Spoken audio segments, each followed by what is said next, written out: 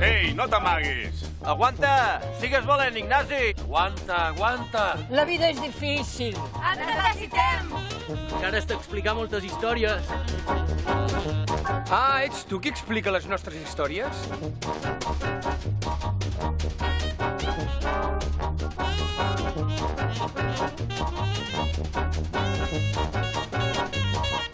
Un dia vaig pensar, ostres, per què no tornar a fer una pel·lícula amb contes del Quim Monzó, no? Però el més important és que l'estructura narrativa no tingui res a veure amb la pel·lícula anterior.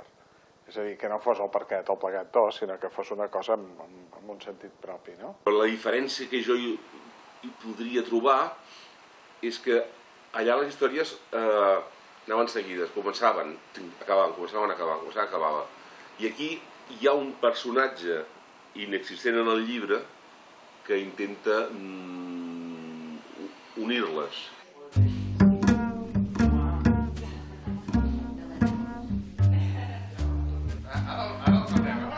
El més important és el moment en què reconeixes com estructurar una narració en cinema. Va ser en el moment que em vaig pensar en fer aquesta estructura, que són com tres actes, que és la paròdia dels tres actes narratius convencionals, però que no responen amb això perquè no és presentació d'un desenllaç, sinó que és una altra proposta absolutament diferent.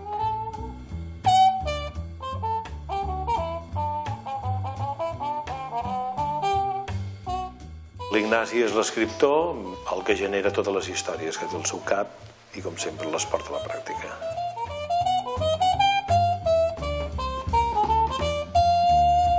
El Daniel Broto és un escriptor d'un cert prestigi, d'èxit, que es veu abrumat per l'actuació d'un jove escriptor que comença. Un personatge, diguéssim, amb una gran ambició i que té les seves estratègies per arribar a aconseguir el que vol i ho aconsegueix, no? Què collons vol dir que li dec una trucada? No li dec res.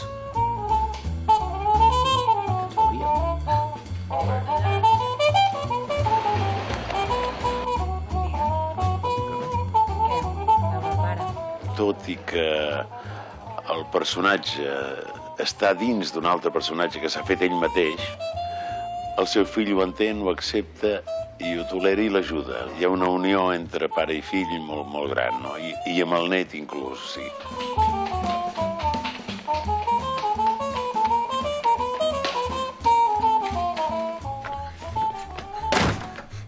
Què passa? És que m'han tallat amb una ampolla trencada.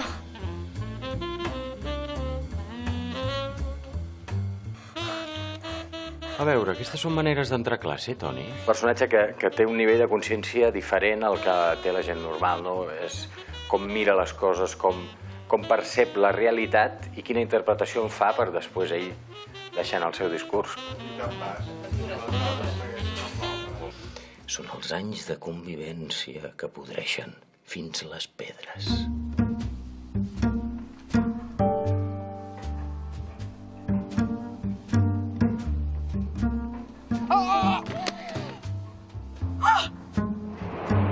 L'espai era també una gran tria del muntatge, perquè realment hi ha coses que ja les explicava al plano i no tant l'actriu, no?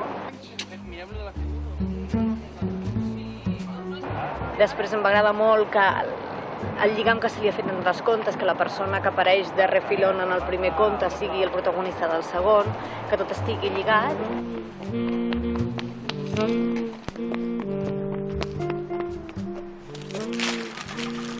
I avui ens deia, diu, jo em pensava que un dia faria una pel·lícula. Sí.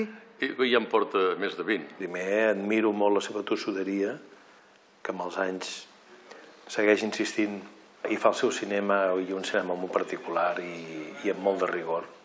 Ell és molt honest en això, o sigui, a la que no li agrada una cosa, de seguida és no, això no. I llavors ens ho tornes a fer, i tornes a treballar fins que troba el que a ell li agrada, no?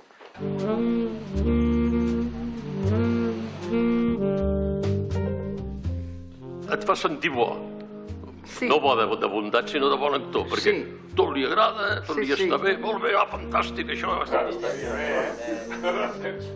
No t'ensorra gens i això és bo. I de vegades l'actor li dones una idea i l'accepta, diu, ai, sí, està bé, això, doncs fes-ho, o digue-ho. Sí, no diu, no, això no ho digues, no. I si no dius una barbaritat, doncs et diu, molt bé, està bé, digue-ho, que m'agrada. Stop. Stop.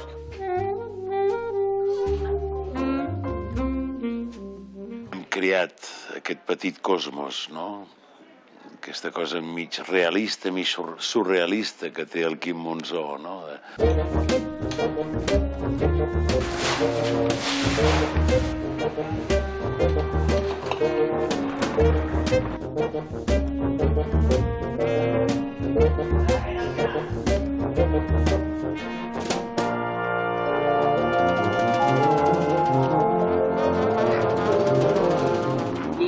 La meva història em va semblar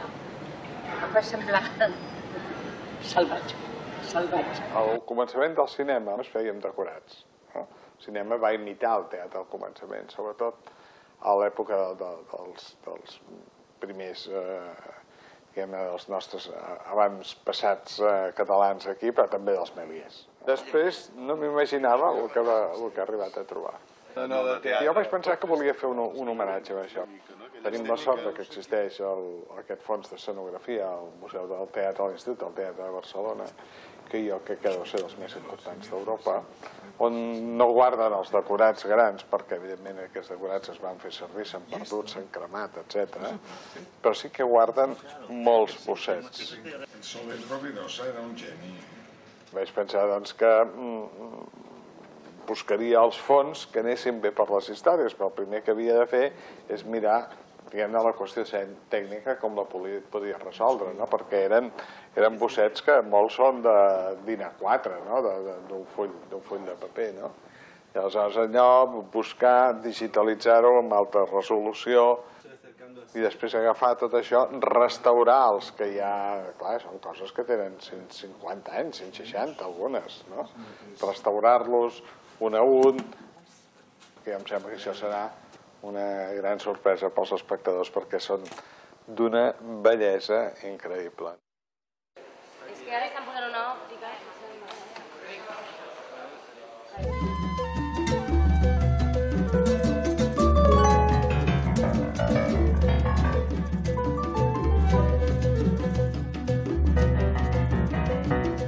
I a més ha sigut un tipus de feina que m'ha costat molt, no és gens fàcil això de rodar com si fos cinema mut i de muntar com si fos cinema mut, perquè és una experiència, s'ha perdut la tradició, ara muntem en moviment, en paraula, etc., que t'ajuda molt en el muntatge. En canvi, el cinema mut, el fet de posar-hi cartells amb les frases i tot i tal, no sabies ben bé on posar-ho, si abans o després. Aquí hi ha tota una mena com de romanticisme al darrere perquè estàs treballant amb uns decorats que són decorats de teatre. Tu estàs a davant fent cine còmic una miqueta a l'antiga, el que era el cine mut. Aquests dos diferents registres, el més naturalista i posat en l'etapa actual i tractar una sèrie de contes del Quim Monzó tractats com si estiguessin rodats als anys 20, doncs això em va semblar una conya bastant divertida. Sorprèn molt les històries, o sigui, la quantitat de cretins que poden o podem haver al món. El que veu no li agrada i vol canviar la societat. Llavors, hi està amb els rics i decideix robar els rics per donar-li als pobres. El que passa és que la jugada no li acaba de sortir molt bé. Quin és, dreta o esquerra? No, perquè clar, el no tenir diàlegs, el no fer servir la paraula, has de comunicar més amb les expressions. Sempre m'ha agradat molt treballar amb molts actors, vull dir, tinc un plaer per les coses corals i per la construcció narrativa i per totes aquestes coses que es veu en aquesta pel·lícula, però que també es veia el Perquè de tot plegat, es veia Carícies, es veia Morianó, es veia tantes pel·lícules que he fet ja a la meva vida, és una cosa que em ve del teatre. També té el perill, el treballar amb tants actors que els 7 anys treballen menys dies de lo normal en una pel·lícula, és que han d'arribar i encertar-lo.